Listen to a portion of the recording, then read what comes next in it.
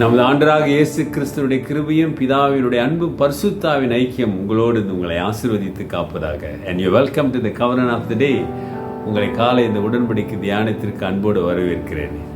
இன்றைக்கு 5th August 2024 Monday. இன்னொரு புது வாரத்தை கர்த்தர் கொடுத்திருக்கிறாரு. நிச்சயமாக உங்களை கரம் பிடித்து நடத்துவார். நன்மையும் கிருபையும் பெருகட்டும். நான் தொடர்ந்து ஆண்டோடைய வார்த்தையை பார்ப்போம். அது எபிரேயர் 10ஆம் அதிகாரம் 38வது வசனம். Hebrew chapter 10 verse 38. But my righteous one shall live by faith, and if he shrinks back, my soul has no pleasure in him. விசுவாசத்தினாலே நீதிமான் பிழைப்பான். பின்வாங்கி போவானானால் அவன் மேல் என் ஆத்துமா பிரியமாயிராது என்கிறார். பின்வாங்கி போறவங்கிட்ட ஆண்டவருடைய ஆத்துமா அவன் மேல பிரியமா இருக்காது என்கிறாருன்னா எங்கே சொல்லப்பட்டிருக்குது. ஆண்டவர் எங்கே சொல்லியிருக்கிறார்? அது பழைய ஏற்பாட்டில் ஆபகுக் chapter 2 verse 3 and 4. அங்கே இந்த வார்த்தையை நீங்கள் பார்க்கலாம். ஆண்டவரை விட்டு பின்வாங்கி போகிறவர்கள், மறுதளிக்கிறவர்கள், விசுவாசத்தை விடுகிறவர்கள் மேல் ஆண்டவர் பிரியமா இருக்க மாட்டேன்னு சொல்றாரு. அப்படின்னா எதை இங்கே சொல்ல வருகிறார்? விசுவாசத்தினால் நீதிமான் பிழைப்பான். நீ விசுவாசத்தை விட்டு பின்வாங்கும் பொழுது அந்த நீதிமானுடைய அந்த ரட்சிப்பை, நித்திய ஜீவனை நீ இழந்து போகிற. அப்படி இழந்து போறவங்க மேல நான் எப்படி பிரியமா இருப்பேன்னு ஆண்டவர் சொல்லுகிறார். அல்லேலூயா. யோசிச்சு பாருங்களேன். பின்வாங்கி போவது என்றால் என்னங்க? மறுதளிப்பது என்றால் என்ன? ஆண்டவரோடு உறவு இல்லாவிட்டாவே அது பின்வாங்கி போவதுதான். Unless you have a relationship with God, without a relationship, how you can live in Christ? That means you are neglecting your faith. கர்த்தருக்குள்ளே வளர்வது, கர்த்தருக்குள்ளே வாழ்வது என்றால் அவரோடு உறவு கொள்வது தானே. நீ விசுவாசித்தால் தான் நீதிமானாக்கப்பட முடியும். எதை விசுவாசித்தால்? ஆண்டவருடைய அன்பு, ஆண்டவர் சிலுவையிலே செய்த காரியத்தை. My righteous one shall live by faith.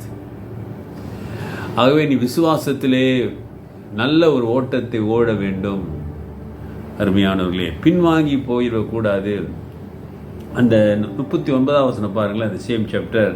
நாமோ கெட்டு போக பின்வாங்குகிறவர்களாயிராமல், நாம் கெட்டு போய் பின்வாங்குகிறாயிராமல் ஆத்துமா ஈடேற விசுவாசிக்கிறவர்களாக இருக்கிறோம். ஹல்லேலூயா. மற்றவங்க அப்படி இருக்காங்க, நம்ம அப்படி இல்லை.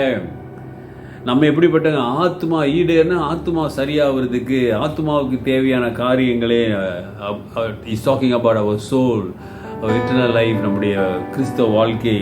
விசுவாசிக்கிறவர்களாக இருக்கிறோம். அதற்கான காரியங்களை செய்வதற்காக நாம் விசுவாசிக்கிறோம். But we are not of those who sink back and are destroyed, but of those who have faith and preserve their souls. Hallelujah. Dear brothers and sisters, சகோதரனே சகோதரியே, you need to preserve your soul through faith, believing. Don't turning back. பின்னோக்கி நாம் பார்க்காமல் முன்னோக்கி கர்த்தருக்குள்ளே வளர்ந்து வாழுகிறவர்களாக இருக்க வேண்டும். ஒப்பு கொடுங்க.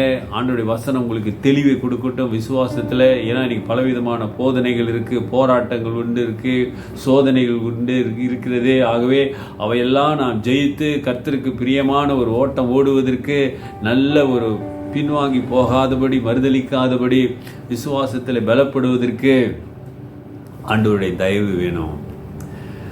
நீ ஆண்டவரோடு நல்ல ஒரு உறவை வைத்துக்கொள்ளு. கர்த்தர் உங்களை உங்கள் குடும்பத்தை ஆசீர்வதிப்பார். ஜெபிப்போம். நல்ல ஆண்டவரே, இந்த காலை வேளைக்காக நன்றி. நீர் செய்த நன்மைகளுக்காய் ஸ்தோத்திரம்.